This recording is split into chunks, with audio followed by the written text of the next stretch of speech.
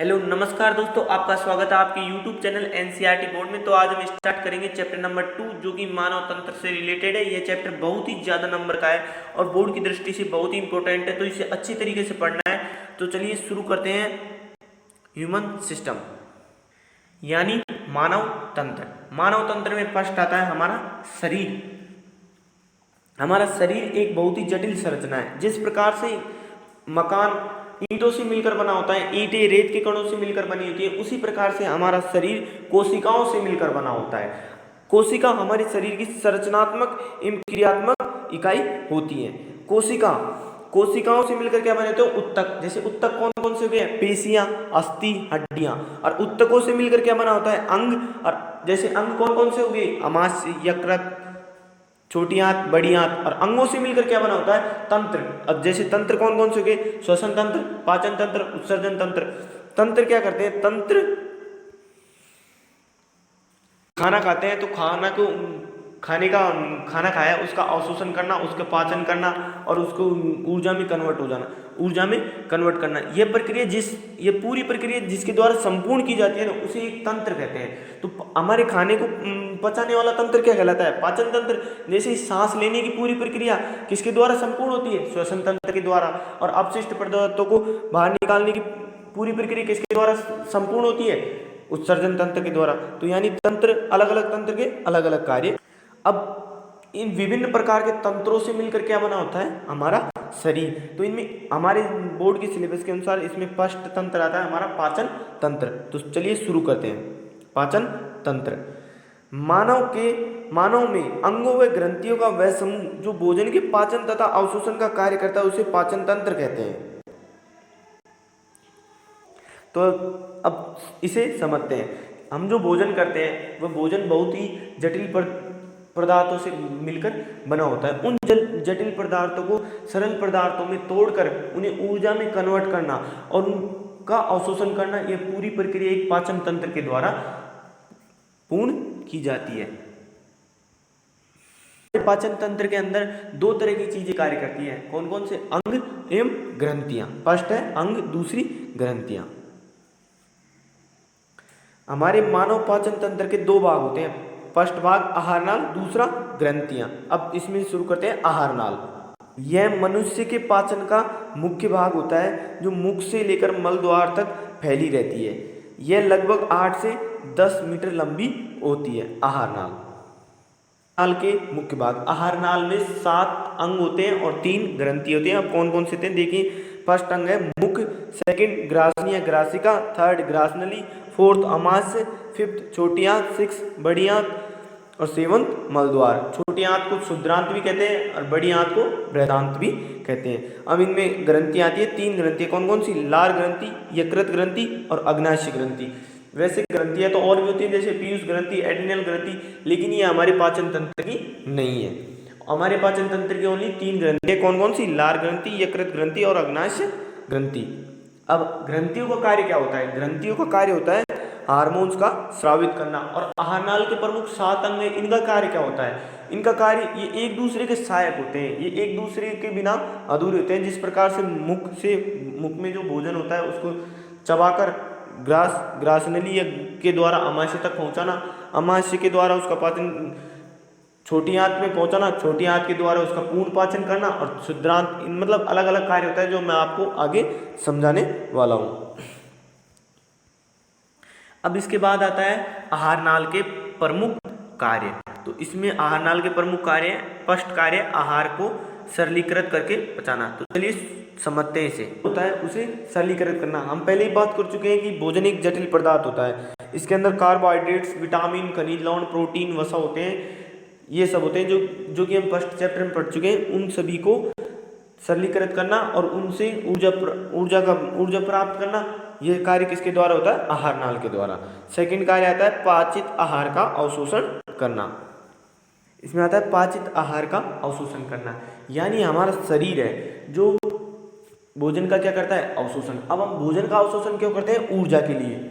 अब हम खाना क्यों खाते हैं? ऊर्जा के लिए हम खाना खाते हैं। तो हमारा शरीर है जो, हमारे शरीर को जितनी ऊर्जा की आवश्यकता होती है वह उतनी ऊर्जा की मात्रा के लिए भोजन का क्या कर लेता है? अवशोषण। और जो बचा हुआ भोजन होता है ना, जो अपशिष्ट बचा हुआ भोजन होता है, जैसे उसमें खनिज लवण बन गए, उनका अवशोषण करके बचे हुए भोजन को अपशिष्ट के रूप में बाहर निकाल देता है। अब इसमें थर्ड आता है आहार नाल का कार्य। आहार को मुख से मल द्वार तक पहुंचाना है ना। पाचित आहार मतलब भोजन का पाचन करने के बाद उसे आहार नाल क्या करती है, मुख से मल द्वार तक पहुंचा देती है। ये हम पहले पढ़ चुके हैं कि आहार नाल मुख से लेकर मल द्वार तक फैली होती है। तो ये हमारे मुख से जो भोजन आता है उसे मतलब उनका पूरी संपूर्ण प्रक्रिया करने के बाद उसे मल अपशिष्ट भोजन को मलद्वार तक पहुंचा देती है, जो कि हम समय समय पर उसका निवारण कर देते हैं। आइए अब इस चित्र को समझते हैं। इस मैंने आपके लिए डायग्राम बनाया, उसका आप स्क्रीनशॉट ले सकते हैं। अब इसमें देखिए, यह पष्ट जीव्या। अब ये मानव पाचन तंत्र का डायग्राम है। इसमें आता है जीव्या, फिर जीव्या के बाद में आता है मुख, फिर मुख के बाद में मुख गुहा, ग्रासिका, ये ग्रास नलिका, ये डायफ्राम, ये काला काला हो रहा है जो पित्ताशय, ये अमाशय, और ये पित्ताशय मतलब यानी यकृत है, सॉरी। और अमाशय के नीचे कौन सा है, अग्नाशय, और ये घेरदार है, ये क्षुद्रांत यानी छोटी आंत, ये नीचे बड़ी आंत बृहदांत, और ये परेशिका, और ये गुहाधार। अब मैं आपको इनके अलग अलग अंग के अलग अलग कार्य समझाता हूँ। अब इसमें बस जीव्या है। जीव्या हमारे शरीर मतलब स्वाद को चखने इसके काम आती है। अब मुख, अब हमारा मुख होता है पाचन का कार्य शुरू होता है। जैसे हम भोजन खाते हैं तो हमारे मुख में क्या पाई जाती है, लार ग्रंथि, जो हमारे भोजन को लसालस यानी थोड़ा लसीला बना दी मतलब लसीला बना देती है। उससे हम भोजन को चबाकर फिर मुख गुहा से होते हुए, ग्रसिका से होते हुए, ग्रासनली से होते हुए खाने जाते हैं अमाशय में। अब अमाशय में क्या होता है, अमाशय में रहता है, अमाशय हमारे शरीर का एक सबसे चौड़ा भाग होता है। यहाँ जाके भोजन, यहाँ से भोजन फिर कहाँ जाता है, हमारी छोटी आंत में जाता है। हमारे भोजन का संपूर्ण पाचन कहाँ जाके होता है, छोटी आंत में। छोटी आंत हमारे शरीर की सबसे लंबी, शरीर के सबसे अधिक पाचन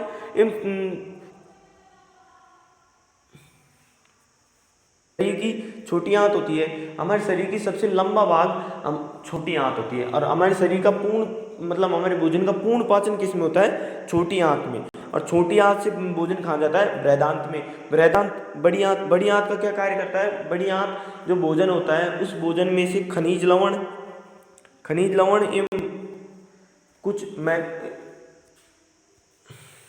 महत्वपूर्ण पदार्थों का अवशोषण कर लेती है। बचे कुछ अपशिष्ट भोजन को हमारे मल द्वार तक प्रेषित कर देती है, जो हम समय समय पर इसका निवारण कर लेते हैं। अब यकृत हमारे शरीर की सबसे बड़ी ग्रंथि होती है। यकृत में पित्ताशय की एक थैली होती है जिसमें पित्त रस पाया जाता है। अब अमाशय से नीचे की ओर अग्नाशय ग्रंथि पाई जाती है। अब ये डायफ्राम से, ये डायफ्राम इन्हीं क्या कहते हैं, फेफड़े। डायफ्राम ये फेफड़े होते हैं। अब ये थर्ड आता है, ये डायफ्राम हो गया, ये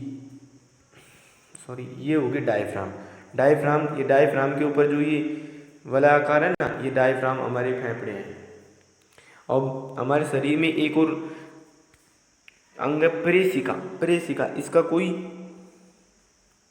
कार्य नहीं होता है। ये शरीर के अंदर कई बार जब दिक्कत कर देती है तो इसे ऑपरेशन के द्वारा बाहर भी निकाल दिया जाता है। लेकिन परेशिका का एक कार्य होता था जब मनुष्य को यह ज्ञात नहीं था कि हम क्या खाएं, क्या भोजन ना करें, तो मनुष्य घास फूस खा लेता था, तो परेशिका का उस घास फूस का भी पाचन कर देती थी।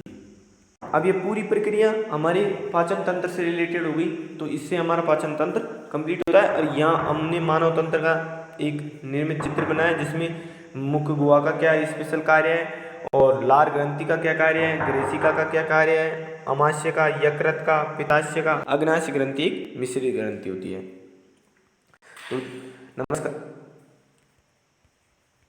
यदि वीडियो अच्छी लगी हो तो लाइक एंड शेयर करें एंड सब्सक्राइब करना ना भूलें। मैं तब तक के लिए बाय दोस्तों, और अगला पार्ट जल्दी आएगा। और कमेंट करना ना भूलें, क्योंकि कमेंट से हमारा मोटिवेशन बढ़ता है, जिससे मैं आगे और भी अच्छी वीडियो लेकर आऊँ। धन्यवाद दोस्तों।